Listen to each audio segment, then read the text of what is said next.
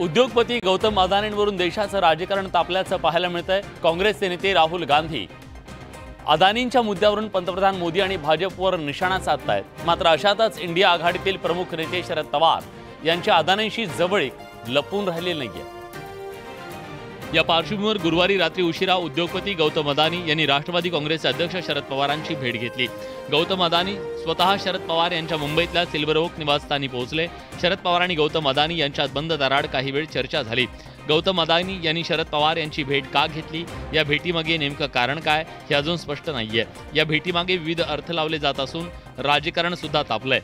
त्यांच्या भेटीवर आम्ही बोलायचं, आम्ही काही खिडकीला कान लावून थोडी बसलो होतो चर्चा ऐकायला। काय चर्चा आहे त्याच्यामध्ये महाविकास आघाडीचा संबंध काय?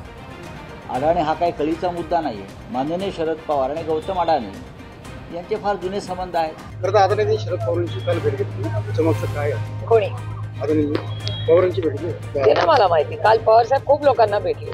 धारावी पुनर्विकास प्रकल्प अदानींना द्यायला उद्धव ठाकरेंचा विरोध आहे। उद्धव ठाकरे यांनी त्या विरोधात मोर्चा सुद्धा काढला होता। त्यामुळे अदानी आणि पवार भेटीमागे हा मुद्दा असू शकतो का अशी चर्चा रंगली आहे।